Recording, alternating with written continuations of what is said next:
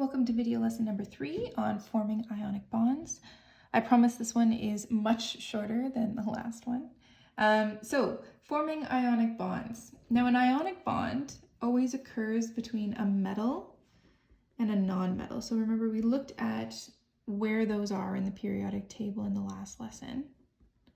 So if you have your periodic table near you, which you should always keep close by, remember the division is by that staircase.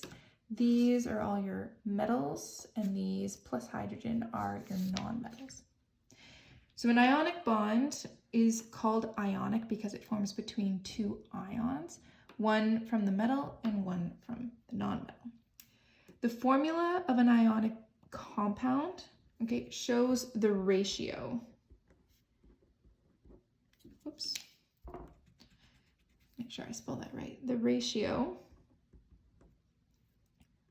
of metal atoms to non-metal atoms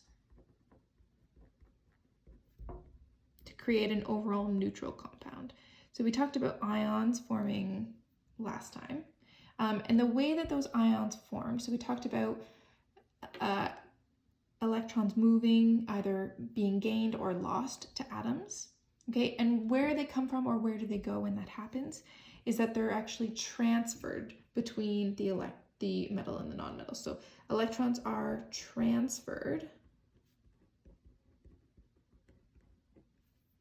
between the metal and the non-metal. So the metal is going to lose electrons, give it to the non-metal, which is going to gain electrons. So the metal loses electrons to form a positive ion. Positive ion is called a cation. The non-metal gains electrons to fill its valence shell to form a negative ion, which are called anions. So a quick trick to remember cation versus anion. Cation, you can think of the T as a plus sign, so it's positive. And anion has an extra N for negative. The thing that actually holds the compounds together isn't the transfer, but it's the attraction between the cation and the anion. So it's the attraction between the cation and the anion. So positive and negative wanting to be close together. The two together have to result in a compound that is electrically neutral. So the positive and the negative charges have to balance each other out. And this is called an ionic bond. And a bond, to have this definition in our notes, is an attraction between atoms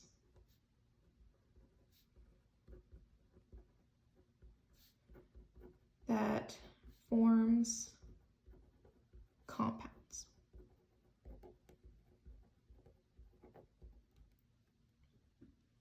So a quick summary. Elements, that combine in an ionic compound is a metal and a non-metal. So you need one of each, or multiples, but you need both types. The electrons are transferred, not shared, they're transferred from the metal to the non-metal. The type of bond is called an ionic bond. And is the simplest ratio required? Yes.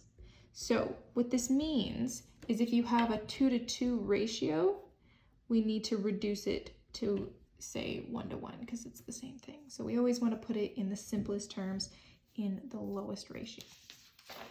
There are 3 steps to answering a question where you're asked to draw the formation of the ionic bond between two compounds. So I'm going to go through and do one example. I'll use a couple different colors to make it a little bit easier to see. Oh, I'm so sorry, I didn't realize I was out of frame. So, simplest ratio required, yes. 2 to 1 would become 1 to 1. So here's our example. A new element, ontarium, symbol On, has been discovered. We know that it is a halogen. Okay, halogen means that it's going to have an ion with a charge of 1 minus, okay, and that it's going to have 7 valence electrons to start with, okay, to form an ion that has a charge of 1 minus.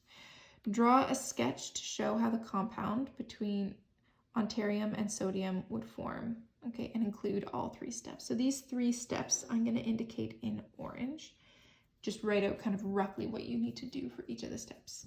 So the first step is to draw the Lewis dot diagrams for both elements involved. So draw a Lewis dot diagram for each element. And you're going to show the transfer of electrons. So what does that look like? Ontarium, okay, if it's a halogen, has 7 valence electrons, so I'm going to write On. It's going to have 1, 2, 3, 4, 5, 6, 7 valence electrons with 1 open spot there. Sodium, okay, Na, is in group number 1, so on the periodic table. Sodium is right there. So Na, it's in group number 1. It has 1 valence electron. We'll show the transfer of electrons with an arrow. So we're going to have an arrow going from sodium and showing exactly where on the ontarium where it's going to settle, so where that open spot is. Step number 2, okay, is to draw the ion diagram. So what that means is, remember, because the attraction is what holds the 2 things together in a compound, we need to draw the 2 ions. So magnesium, oops, not magnesium, I'm so sorry, sodium. Sodium is our metal. Metals always go first, so I'm just putting a little note here. Metal always goes first in a compound name or in an ion diagram. So sodium, Na, it lost its 1 electron, so we don't have any electrons around it, and it has a charge of 1 plus. Because it lost 1 electron, it has 1 more proton than electrons. Overall charge is 1 plus.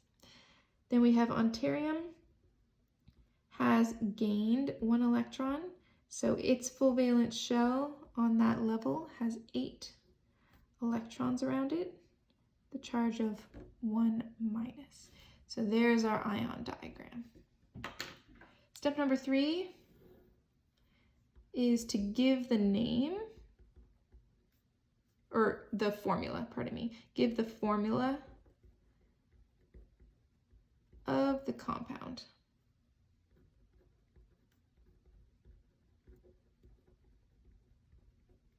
So in this case, we have 1 of each of these elements. So we would have NaON. Now it can happen that you can have multiple, so this was just a 1 single electron transfer, but if you have multiples, okay, then you would need to indicate that as well. I'm going to do one more example where there is a multiple, even though it's part of your practice, just so that you can see what that looks like. So we're still following the same steps. I'll put them there so we can see them. So practice question number 1, beryllium and fluorine. Okay, include all 3 steps. Beryllium on the periodic table, okay, is in group number 2, so it's here, B. Group 2, 2 valence electrons. And fluorine is over here. It's a halogen, has 7 valence electrons. So step number 1 is Lewis dot diagrams. Beryllium, Be, has 2 valence electrons. Fluorine, symbol is F, has 7. So from there, we're going to transfer one of these electrons over to the fluorine. Now, the fluorine, once it gains 1 electron, is full. It now has a full valence shell. So the second electron from the beryllium needs another place to go. So we add a second fluorine atom where the other electron can be given away to a second fluorine. So now in step number 2, we have our beryllium has lost 2 electrons, so it's going to have an overall charge of 2+. And the fluorine has gained 1 electron. So each fluorine individually has a charge of 1-. Okay, each fluorine only gained 1 electron, but there are 2 of them. So we can indicate that by drawing 2 fluorine atoms, or we can simplify it by giving a subscript that indicates the number of atoms of that type. Okay, so the number at the top, or the charge at the top, shows you the charge on 1. Okay, and the number on the bottom tells you how many there are of that type.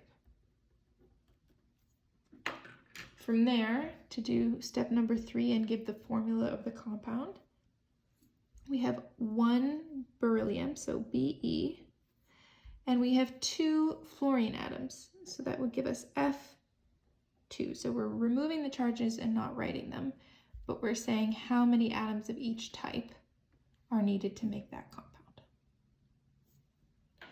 So now there's a couple for you to try. For number 2, you can do it yourself, check the answers, they're going to be posted, and see how it went. For question number 3, there are no answers posted because this is going to be submitted for homework, and I will check it and give you some feedback on your work. So when you finish page number 7, okay, and you have number 3 done, take a picture, a video, pardon me. You're going to create a video of yourself answering this question and send it in to me, and then I will give you feedback on it if there's anything you need to fix. And if you have any questions, just send me a message, okay? And then I'll see you in the next video.